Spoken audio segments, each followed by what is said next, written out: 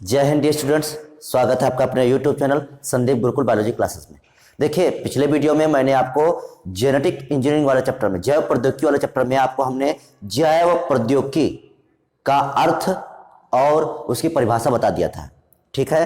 और उसमें हमने आपको बताया था कि जो हम अगला मतलब आज जो वीडियो बना रहे हैं उसमें जो हम आपको टॉपिक बताएंगे वो टॉपिक का नाम है जेनेटिक इंजीनियरिंग अथवा डीएनए पुनर्जनन तकनीक अथवा जीन क्लोनिंग।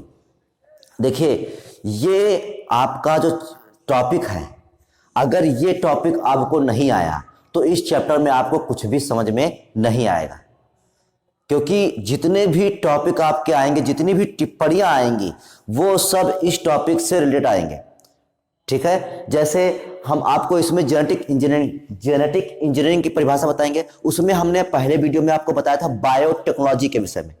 जो पहला वीडियो था उसमें हमने आपको बताया था बायोटेक्नोलॉजी के विषय में, और इसमें हम आपको बताएंगे जेनेटिक इंजीनियरिंग के विषय में, ठीक। जेनेटिक इंजीनियरिंग के विषय में आपको पता होना चाहिए, और सबसे ज्यादा इंपॉर्टेंट है आपका जेनेटिक इंजीनियरिंग की क्रियाविधि, मैकेनिज्म ऑफ जेनेटिक इंजीनियरिंग। क्योंकि जब तक आपको जेनेटिक इंजीनियरिंग की क्रियाविधि के सभी 6 चरण, इसमें 6 चरण है, कुछ किताबों में 7 चरण बता देते हैं, किसमें किसी भी किताब में 5 दे देते हैं। तो हम आपको जो जेनेटिक इंजीनियरिंग की क्रियाविधि है वो आपको 6 चरणों में बताएंगे, ठीक है। अगर आपको ये 6 स्टेप, क्रियाविधि के जो 6 स्टेप आपको समझ में नहीं आए या आपने इन स्टेपों को नहीं पढ़ा तो आपको इस चैप्टर से कुछ भी समझ में नहीं आएगा, क्योंकि जितनी भी टिप्पणियां आने वाली हैं वो सब आपको क्रियाविधि से ही आएंगी, जेनेटिक इंजीनियरिंग क्रियाविधि से। जैसे इसमें हमने पहले स्टेप में आपको बताया है, यहां पर जैसे एक शब्द लिखा हुआ है जेल इलेक्ट्रोफोरेसिस। अब पूछा जाता है आपसे परीक्षा में कि जेल इलेक्ट्रोफोरेसिस पर टिप्पणी लिखिए, ठीक। जैसे यहां पर लिखा है रेस्ट्रिक्शन एंजाइम, तो आपसे पूछेगा रेस्ट्रिक्शन एंजाइम क्या होते हैं, ये कितने प्रकार के होते हैं, ठीक है, और इनका नामकरण कैसे किया जाता है।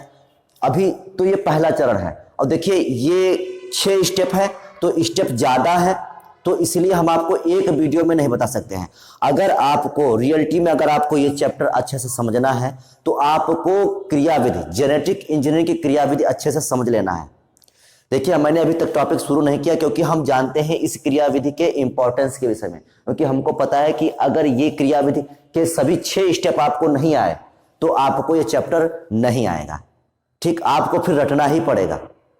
इसीलिए हम इस क्रियाविधि को अच्छे तरीके से समझ लेंगे, तब हमको ये चैप्टर अच्छी तरीके से आ जाएगा, ठीक है। तो देखिए, सबसे पहले हम जानेंगे इसमें कि जो जेनेटिक इंजीनियरिंग है इसे हिंदी में कहते हैं जीनी अभियांत्रिकी। तो जीनी अभियांत्रिकी क्या है, फिर हम पढ़ेंगे जीनी अभियांत्रिकी अर्थात जेनेटिक इंजीनियरिंग की क्रियाविधि, जिसमें 6 चरण है। हम आपको इस वीडियो में केवल एक चरण बता रहे हैं, क्यों? क्योंकि बोर्ड में स्पेस कम है, ठीक है, और वीडियो बहुत बड़ा हो जाएगा, ठीक, तो आपको उससे बोरिंग महसूस होगी। तो इसीलिए हम आज आपको केवल पार्ट 1 में यही बताएंगे आपको, ठीक, इतना बताएंगे। पार्ट 2 में हो सकता है इसको कंप्लीट कराने की कोशिश करें। अगर पार्ट 2 में कंप्लीट नहीं होता है तो आपको पार्ट 3 में ये पूरे क्रियाविधि कंप्लीट हो जाएगी। लेकिन आपको ये क्रियाविधि, हम तो कहते हैं इस चैप्टर को आप सबसे बाद में पढ़ें, सबसे पहले इसकी क्रियाविधि को पढ़ लें। आधी से ज्यादा चीजें आपको इस क्रियाविधि में ही समझ में आ जाएंगी चैप्टर में, ठीक है। तो चलिए शुरू करते हैं। सबसे पहले दिया गया है इसमें जीनी अभियांत्रिकी, जेनेटिक इंजीनियरिंग। तो हम जानेंगे जेनेटिक इंजीनियरिंग क्या होता है, ठीक है। तो देखिए, किसी जीव के दोषयुक्त जीन काटकर, जैसे कोई एक जीव है और उस जीव में कोई दोषयुक्त जीन, दोषयुक्त मतलब जैसे अभी बताएंगे आपको दोषयुक्त जीन क्या होता है। तो दोषयुक्त जीन को काटकर उसके स्थान पर उन्नत किस्म के जीन को प्रतिस्थापित करना या जोड़ना, प्रतिस्थापित जब आप जोड़ना भी कह सकते हैं। तो उसी के स्थान पर उन्नत किस्म के जीन को प्रतिस्थापित करके जीवों के गुणों में सुधार करना जेनेटिक इंजीनियरिंग कहलाती है। इंजीनियरिंग माने क्या होता है, किसी भी मशीन को तोड़ फोड़ करके या उसको रिडिजाइन करके एक नई चीज बना देना। तो उसी प्रकार से हम यहां पर करेंगे जीन में तोड़ फोड़, और जीन को काट कर, और जीन कहां होते हैं, डीएनए में। तो हमको डीएनए का कोई टुकड़ा काटना पड़ेगा, और उस टुकड़े को जो जहां से काटा गया है उस स्थान पर हमको एक नया डीएनए खंड जोड़ना पड़ेगा। इसी को कहते हैं जीनी अभियांत्रिकी अर्थात जेनेटिक इंजीनियरिंग। तो देखिए, हमने आपको क्या बताया, जैसे मान लेते हैं, देखिए हम आपको जैसे कोशिका है, तो जैसे हमने बताया कि ये कोशिका है, ठीक, मान लेते हैं कोशिका है, वैसे कोशिका की स्ट्रक्चर अलग टाइप की होती है। हम यहाँ पर केवल आपको समझाने के लिए बना रहे हैं, क्योंकि कुछ लोग ऐसे हैं जो अभी वीडियो पर कमेंट करेंगे कि ये कोशिका ऐसी नहीं होती, इसमें डीएनए ऐसा नहीं होता है। तो हम यहाँ पर ना ही आपको कोशिका पढ़ा रहे हैं और ना ही डीएनए पढ़ा रहे हैं, हम आपको इस चीज को समझाने का प्रयास कर रहे हैं, ठीक है। तो इसलिए आप ये ना कहिए कि कोशिका ऐसी नहीं होती वैसी नहीं होती, ठीक। तो देखिए मान लेते हैं कोशिका है और कोशिका के अंदर ये डीएनए का टुकड़ा पड़ा हुआ है। अब डीएनए है तो डीएनए पर जीन लगा होगा, ठीक है, डीएनए है तो डीएनए पर जीन लगे होंगे, ठीक। तो जैसे मान लेते हैं डीएनए का ये टुकड़ा है, इस पर जीन लगा हुआ है। अब मान लेते हैं ये एक मनुष्य की कोशिका है, मान लेते हैं मनुष्य की कोशिका है और इस मनुष्य की कोशिका में ये जो जीन लगा हुआ है यहाँ पर, ये कैंसर का है, या मान लेते हैं वर्णांता का है, हीमोफीलिया, रतौंधी, मतलब कोई दोषयुक्त जीन है जिसकी वजह से इस व्यक्ति की संतान में ये रोग होने वाला है। या मान लेते हैं कि इस व्यक्ति में ये संतान है और इस संतान में इस जीन की वजह से रोग होने वाला है। तो हमने यहां पर क्या जाना कि ये मान लेते हैं ये कोशिका है और कोशिका में ये डीएनए खंड है। अब डीएनए में लगे होते हैं जीन, तो हमको जीन हटाने हैं, तो इसके लिए मतलब ये है कि हमको डीएनए का एक टुकड़ा हटाना होगा, ठीक। तो मान लेते हैं जैसे कोई व्यक्ति है, उसके अंदर ये जो डीएनए है ये त्रुटिपूर्ण है, अर्थात इसकी वजह से उसमें रोग होने की संभावना है। तो हम क्या करेंगे, इस जीन को काट देंगे, ठीक, जीन को क्या करेंगे, काटेंगे। अब जीन को काट दिया, काट कर इस टुकड़े को अलग कर दिया, ठीक। इस यहां पर से देखिए हमने जीन को काट दिया और काटने के बाद अब इस टुकड़े को हमने यहां से अलग कर दिया। अब हमने काट तो दिया है, लेकिन इसके जगह पर हमको एक अच्छा सा डीएनए का टुकड़ा जोड़ना पड़ेगा। क्यों जोड़ना पड़ेगा? क्योंकि अगर हम डीएनए का टुकड़ा यहां पर जोड़ेंगे तो ये जो शरीर बनेगा वो अपूर्ण रहेगा। तो इसलिए हम यहां पर एक अच्छा सा नया सा डीएनए जोड़ देंगे, ताकि उस व्यक्ति में जो रोग की समस्या है, जो रोग होने वाला है या जो भी उसको दिक्कत होने वाली थी इस जीन की वजह से, तो हमने उसको बदल कर एक नया अच्छा सा जीन यहां पर लगा दिया। अब अच्छा सा जीन यहां पर लगा दिया तो अब उस व्यक्ति में वो रोग या वो जो दिक्कत होने वाली थी वो दिक्कत अब नहीं होगी। तो इसी क्रिया को कहते हैं जेनेटिक इंजीनियरिंग। तो देखिए यही लिखा है, किसी जीव के दोषयुक्त जीन को काटकर, यहां पर दोषयुक्त जीन था उसको हमने काटकर अलग कर दिया, हटा दिया। तो दोषयुक्त जीन को काटकर उसके स्थान पर, और यहां पर उसके स्थान पर उन्नत किस्म मतलब अच्छे से जीन को स्थापित करके यहां पर हमने एक अच्छा सा जीन जोड़ दिया। स्थापित करके जीवों के गुणों में सुधार करना, मतलब अब देखिए जो जीव होगा वो क्या होगा, अब उसमें जो दिक्कत होने वाली थी जीन की वजह से अब वो दिक्कत नहीं होगी। तो जीवों के गुणों में सुधार करना क्या कहलाता है? जेनेटिक इंजीनियरिंग कहलाता है, ठीक। तो ये हो गए हमारी जेनेटिक इंजीनियरिंग परिभाषा। तो अब अगर आपसे पूछा जाए जेनेटिक इंजीनियरिंग क्या है, तो हमको लिखना भी यही है। क्या लिखेंगे? किसी जीव के दोषयुक्त जीन काटकर, किसी जीव के दोषयुक्त जीन को काटकर उसके स्थान पर उन्नत किस्म के जीन को स्थापित करना और जीवों के गुणों में सुधार करना जेनेटिक इंजीनियरिंग कहलाती है। ये हमारी परिभाषा लिख गई। अब आते हैं मोस्ट इंपॉर्टेंट चीज पर, जेनेटिक इंजीनियरिंग की क्रियाविधि। तो देखिए अब हमारी बात समझिए, जैसे ये कोशिका थी, आपने यहां से जीन को काटा, तो आपको यह समझना चाहिए कि हमको जीन को काटने के लिए कुछ तो चाहिए। भैया देखिए यहां पर हम मान लीजिए कोशिका द्रव वगैरह सब भरा होगा, ये डीएनए का टुकड़ा पड़ा है, ठीक। अब यहां पर देखिए इस जीन को हमने काटा, तो भैया इस जीन को काटने के लिए हमको कुछ तो चाहिए। तो अब हम इस जीन को काटेंगे काहे से? अब देखिए मान लीजिए कोशिका के अंदर हम जीन को काटेंगे तो सबसे पहले तो हमको कोशिका के अंदर जाना पड़ेगा। भैया कोशिका की बाहर की जो होती है भित्ति होती है कि नहीं होती है? मान लीजिए अगर पौधा है तो कोशिका भित्ति होगी, अगर जंतु है तो कोशिका कला होगी। पौधा है तो उसके ऊपर सेल वॉल, ठीक, और सेल मेम्ब्रेन दोनों होंगी। अगर जंतु है तो जंतु में सेल वॉल तो पाई नहीं जाती है, तो उसमें सेल मेम्ब्रेन होगी। अब अगर हम इस जीन को काटना है तो उस काटने के लिए हमको इस कोशिका के अंदर प्रवेश करना, मतलब अब कोई व्यक्ति तो प्रवेश कर नहीं सकता, ना कोई इंस्ट्रूमेंट प्रवेश कर सकता है, तो हम किसी एंजाइम की सहायता से पहले हम इस कोशिका में छेद करें। भाई मतलब एक रास्ता बनाए, और उस रास्ता जब हमारा कोशिका के अंदर का जाने का रास्ता बन जाएगा तो हम उस कोशिका के अंदर कोई एंजाइम वगैरह प्रवेश कराएंगे, और वो एंजाइम क्या करेगा, इस डीएनए के टुकड़े को जो हमको वहां से हटाना है, उस डीएनए के टुकड़ों को काटकर वहां से अलग करेगा। तो हम सबसे पहले देखिए, जैसे मान लेते हैं इस टुकड़े को हमको हटाना है, तो सबसे पहले हम क्या करेंगे, जो हमारी पहली हेडिंग है वो देखिए क्या लिखा है, जेनेटिक इंजीनियरिंग की क्रियाविधि। तो हम इसको बताएंगे आपको 6 चरणों में, किसी किताब में 5 हो सकते हैं, किसी किताब में 7 हो सकते हैं, लेकिन हम यहां पर आपको 6 बताएंगे, ठीक है। तो आप कंफ्यूज नहीं होना, क्योंकि कोई भी जो हेडिंग है वो किसी भी हेडिंग को दो बजाय एक में कर देते हैं, ठीक है। अब यहां पर हम सबको आपको अलग अलग हेडिंग बताएंगे। तो देखिए पहला है वांछित डीएनए खंड। वांछित माने क्या होता है, जैसे हम इस डीएनए खंड को अलग करना चाहते हैं, तो ये हमारे लिए क्या हो गया, वांछित डीएनए खंड। वांछित माने जो हमारी इच्छा है, जिसको हम काट कर हटाना चाहें या जिसको हम जोड़ना चाहें, तो हमारा खंड क्या होगा, वांछित डीएनए खंड। अथवा जीन का विलगन। अब हम पहले यहां पर से जीन या डीएनए खंड को क्या करेंगे, विलगन माने क्या होता है, अलग करना, तो डीएनए खंड को अलग करेंगे। एवं वर्ण, और फिर हमको सिलेक्ट भी करना पड़ेगा। जैसे ये डीएनए है, अब हमको जैसे किसी व्यक्ति को कैंसर है, तो हमको ये पता होना चाहिए कि इस डीएनए खंड में कैंसर का जीन कहां है। मान लीजिए हम ऐसे कौन सा जीन काट लेंगे या कौन सा डीएनए का खंड काट दें यहां पर, तो सबसे पहले तो हमको ये पता होना चाहिए कि डीएनए का कौन सा जीन कौन सी प्रक्रिया करता है, ठीक। तो इसके लिए हमको सबसे पहले डीएनए का वर्ण करना पड़ेगा, सिलेक्शन करना पड़ेगा, ठीक है। तो हम डीएनए को पहले सिलेक्ट करेंगे। सिलेक्ट करने के बाद क्या करेंगे, हम कोशिका में पहले जो है किसी चीज को प्रवेश कराने के लिए कोशिका की भित्ति में हमको छेद करना पड़ेगा, अर्थात इसका अपघटन करना पड़ेगा, ठीक है।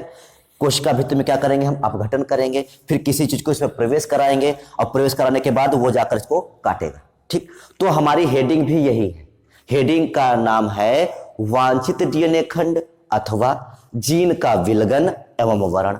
इंग्लिश में क्या कहते हैं इसको, isolation and selection of desired DNA. Desired माने क्या होता है, वांछित, जिस डीएनए खंड को हम अलग करना चाहते हैं। सबसे पहले तो आप हेडिंग समझ लेंगे। अगर आपको हेडिंग का नाम याद हो गया तो आधी चीजें आपको ऐसे याद हो जाएंगी, ठीक है। तो देखिए, isolation and selection of desired DNA segment और जीन, ठीक। तो देखिए वांछित डीएनए खंड, पहले तो हम डीएनए खंड का क्या करेंगे, वर्ण करेंगे, ठीक। वांछित डीएनए खंड का जीन का विलगन, अब फिर हम क्या करेंगे, डीएनए को अलग करेंगे, उसके जीन को अलग करेंगे, ठीक। तो देखिए इसके लिए, इस हेडिंग के लिए इसमें 3 चीजें बताई गई हैं। सबसे पहले हम कोशिका का विघटन करेंगे और डीएनए को अलग करेंगे। भैया अगर हम कोशिका के अंदर डीएनए है, कोशिका कला का विघटन ही नहीं करेंगे तो ये इसको डीएनए को निकालेंगे कैसे। पूरा दरवाजा सब पूरा बंद है, रूम पूरा बंद है, तो आप जब तक उस कमरे के अंदर प्रवेश नहीं करेंगे तब तक आप उस चीज को बाहर निकाल के लाएंगे कैसे। तो सबसे पहले आपको अगर किसी भी चीज के अंदर प्रवेश करना है तो आपको दरवाजा बनाना पड़ेगा। तो इसी प्रकार से कोशिका के अंदर अगर हमको डीएनए को अलग करना है तो पहले कोशिका कला में जो है इसका अपघटन करना पड़ेगा। तो वही लिखा है, कोशिका का विघटन एवं डीएनए को अलग करना। दूसरा लिखा है रेस्ट्रिक्शन एंजाइम द्वारा डीएनए विदलन तथा डीएनए खंडों का वियोजन। अब हम कोशिका के अंदर पहुंच गए हैं, तो पहुंचेंगे तो पहले इसको डीएनए को काटेंगे, ठीक। तो हम यहां पर डीएनए को काटेंगे, इसलिए डीएनए का दूसरा स्टेप ये लिखा हुआ है। अगला है वांछित डीएनए खंड का वर्ण। अब इसमें से हमने टुकड़े टुकड़े इसके कर दिए, क्योंकि एंजाइम जो है, एंजाइम क्या करेगा, इस डीएनए को टुकड़ों टुकड़ों में तोड़ देगा, ठीक। इस डीएनए खंड को ये एंजाइम क्या करता है, रेस्ट्रिक्शन एंडोन्यूक्लियस एंजाइम, अभी बताएंगे, पूरा बताएंगे इसके विषय में, ठीक। और इसकी टिप्पणी भी पूछी जाती है, इसके प्रकार भी पूछे जाते हैं, मोस्ट इंपॉर्टेंट है ये सब, ठीक। तो अब इस एंजाइम के द्वारा जो डीएनए था, उस डीएनए को टुकड़ों टुकड़ों में काट दिया गया। अब इस टुकड़े टुकड़े को काट दिया गया, अब हमको ये नहीं पता है कि हमको इसमें से डीएनए कौन सा उठाना है। भैया देखिए, अब इसमें बताइए अब कौन सा डीएनए आप उठाएंगे, तो आप ऐसे तो बता नहीं सकते, तो हमको यहां पर डीएनए सेलेक्ट करना पड़ेगा। उसके लिए एक प्रोसेस होती है, ठीक। और ये टिप्पणी भी आपसे पूछी जाती है कि जेल इलेक्ट्रोफोरेसिस क्या होता है, ठीक। आगे जब हम आपको यही टिप्पणियां पढ़ाएंगे तब आपको तुरंत समझ आएगा कि अच्छा ये तो वांछित डीएनए खंड को अलग करने की एक प्रोसेस है, तब आप वहां पर अच्छे तरीके से समझ आएंगे इसको, ठीक। तो देखिए हेडिंग क्या है, वांछित डीएनए खंड अथवा जीन का विलगन एवं वर्ण। ठीक, तो अब हम इसमें पहले लिखेंगे, पहले हेडिंग डालेंगे कोशिका विघटन। ठीक, कोशिका विघटन एवं डीएनए को अलग करना। जो लिखा हुआ है इसी को हम लिखेंगे। अब कोशिका का विघटन करेंगे कैसे? जैसे ये कोशिका है तो इस कोशिका का विघटन करेंगे कैसे? इस कोशिका का विघटन करेंगे कैसे? तो इस कोशिका, देखिए, पादप व जंतु कोशिका से डीएनए अलग करने के लिए हम अगर यहां से डीएनए को अलग करना है तो मोस्ट इंपॉर्टेंट लाइसोजाइम एंजाइम से सेल वॉल नष्ट किया जाता है। अगर हम यहां पर लाइसोजाइम एंजाइम की क्रिया कराएंगे तो लाइसोजाइम, कौन सा एंजाइम? लाइसोजाइम। आपने लाइसोजाइम एंजाइम के विषय में सुना होगा, जो कक्षा 10 है, कक्षा 10 में आपको जो पाचन तंत्र की क्रियाविधि पढ़ाई गई है, तो पाचन तंत्र क्रियाविधि में सबसे पहले आप भोजन को मुंह में डालते हैं तो वहां पर लाइसोजाइम एंजाइम के द्वारा ही क्रिया होती है। ठीक, तो लाइसोजाइम एंजाइम कहां कहां पाया जाता है? तो हमारे लार में पाया जाता है, ठीक है, पसीने में पाया जाता है और आंसुओं में पाया जाता है। तो लाइसोजाइम एंजाइम लार में, आंसुओं में और पसीने में पाया जाता है लाइसोजाइम एंजाइम। ठीक, तो इस लाइसोजाइम एंजाइम से हमने इसकी कोशिका पर क्रिया करा दी और कोशिका पर जब लाइसोजाइम एंजाइम की क्रिया हुई तो यहां पर कोशिका का विघटन हो गया। अब देखिए, बस हमारा लिख गया इसी बात को। केवल हमने एक चीज यहां पर बताई है आपको कि लाइसोजाइम एंजाइम के द्वारा कोशिका का विघटन करेंगे, बस केवल एक शब्द याद रखना है आपको, लाइसोजाइम एंजाइम। तो बस उसी को लिख देंगे कि कोशिका का विघटन करने के लिए और डीएनए को अलग करने के लिए हम सबसे पहले लाइसोजाइम एंजाइम की क्रिया कराते हैं और लाइसोजाइम एंजाइम क्रिया सेल वॉल को नष्ट कर देती है। तो देखिए, हमारा लिख गया ये। अब अगला आता है, अब देखिए, अब ये छिद्र तो हो गया, अब हम इसके अंदर प्रवेश कराएंगे अपना दूसरा एंजाइम। ये दूसरा एंजाइम है कौन सा? तो रेस्ट्रिक्शन एंजाइम है। रेस्ट्रिक्शन एंजाइम क्या करता है? इस डीएनए खंड को काटेगा, लेकिन कहां से काटेगा? प्रश्न है कि काटेगा तो कहां से काटेगा? दूसरा, आपसे यह क्वेश्चन टिप्पणी के रूप में आता है पेपर में, मोस्ट इंपॉर्टेंट है। पूछता है कि डीएनए की आणविक कैंची क्या होती है, या पूछता है आणविक कैंची क्या होती है, या आपसे पूछता है, यह हो सकता है ये ना पूछे, आपसे पूछेगा रासायनिक चाकू क्या होता है। ठीक है, आपसे यह भी क्वेश्चन पूछ सकता है कि रासायनिक चाकू क्या होता है। तो आप इसी को रेस्ट्रिक्शन एंजाइम को, क्यों? क्योंकि चाकू का काम होता है काटने छीलने का, तो इसीलिए ये एंजाइम डीएनए के टुकड़े टुकड़े कर देता है, इसीलिए इसका दूसरा नाम होता है रासायनिक चाकू या आणविक कैंची, इसको किसी भी नाम से। अभी हम इसकी स्पेशल टिप्पणी आपको बताएंगे। अभी पूरी क्रियाविधि हो जाए तो हम आपको ये जो शब्द आए हैं ये टिप्पणी के रूप में पूछे जाते हैं, तो हम आपको स्पेशल टिप्पणियां बताएंगे इसके विषय में। तो देखिए, रेस्ट्रिक्शन एंजाइम, यहां पर हम केवल आपको थोड़ा सा बताएंगे कि ये एंजाइम क्या करता है। तो रेस्ट्रिक्शन एंजाइम क्या करता है? डीएनए खंड को काट देता है। लेकिन अगला प्रश्न, कहां से काटता है? देखिए, रेस्ट्रिक्शन एंजाइम जो होते हैं वो कई प्रकार के होते हैं और सबका काटने का अलग अलग तरीका है। ठीक, मोस्टली जो रेस्ट्रिक्शन एंडोन्यूक्लियस एंजाइम, या हिंदी में इसको कहते हैं निर्बंधन अंतःन्यूक्लियस एंजाइम या प्रतिबंधन अंतःन्यूक्लियस एंजाइम, इसका हिंदी में भी नाम है प्रतिबंधन अंतःन्यूक्लियस एंजाइम या निर्बंधन अंतःन्यूक्लियस एंजाइम।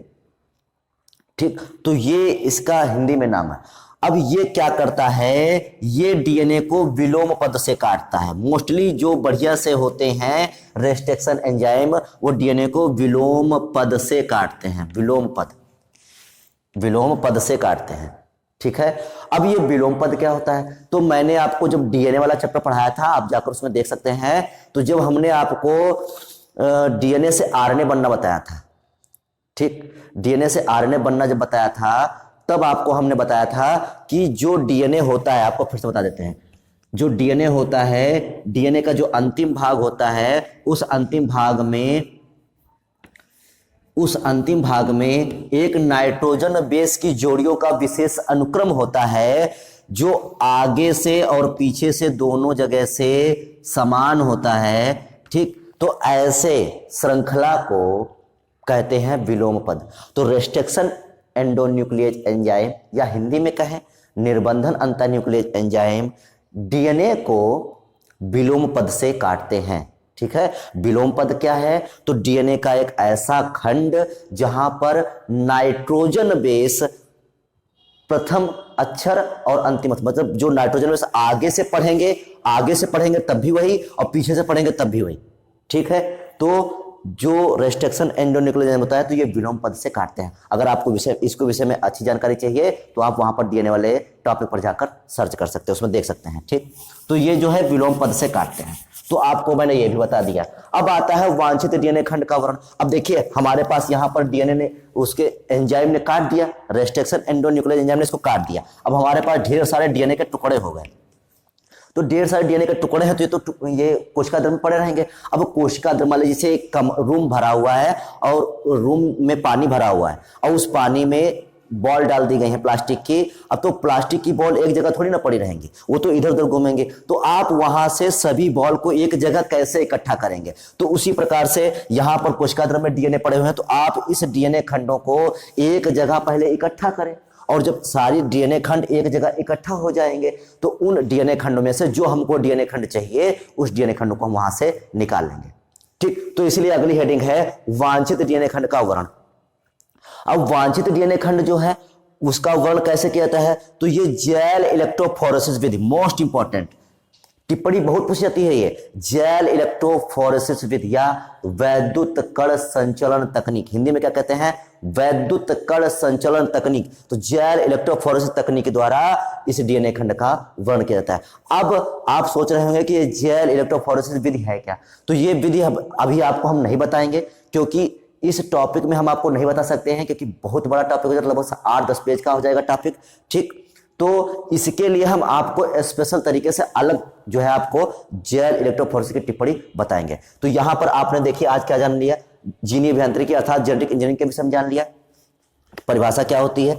ठीक है, और फिर आपने जाना जेनेटिक इंजीनियरिंग की क्रियाविधि। तो ये क्रियाविधि 6 चरणों में संपन्न होती है। आज हमने आपको पहला चरण बता दिया है, आगे के जो 5 चरण बचे हुए हैं वो हम आपको मतलब जो नेक्स्ट वीडियो होगा उस नेक्स्ट वीडियो में बताएंगे। ठीक है, हो सकता है कि हम उसमें सब बता दें, अगर आ गया तो, अगर नहीं आया तो आपको थर्ड पार्ट भी बना देंगे। ठीक, तो आपको अगर ये तीनों या 2 जितने भी पार्ट बनेंगे, अगर आपने ये पूरा देख लिया तो ये चैप्टर आपको बहुत अच्छी तरीके से आ जाएगा। ठीक है, तो इसमें हमने देखिए इस हेडिंग को 3 सब हेडिंग में बांट दिया है। कोशिका विघटन एवं डीएनए खंड को अलग करना। कैसे विघटन करेंगे? तो लाइसोजाइम एंजाइम है वो सेल वॉल को नष्ट कर देगा और कोशिका का विघटन हो जाएगा। फिर उसमें हम आराम से एंजाइम को प्रवेश करा सकते हैं, और एंजाइम प्रवेश कर जाएगा जब तो वो डीएनए को काट देगा। और कहां से काटेगा? तो विलोम पद से काटता है। फिर अगली हेड डालेंगे वांछित डीएनए खंड का वर्ण। तो वांछित डीएनए खंड को हम जेल इलेक्ट्रोफोरेसिस तकनीक के द्वारा इसमें इसका जो है वांछित डीएनए खंड का वर्ण करते हैं। ठीक है, तो आज के लिए इतना ही रखते हैं, बाकी आपको बताएंगे नेक्स्ट वीडियो में। तब तक के लिए जय हिंद।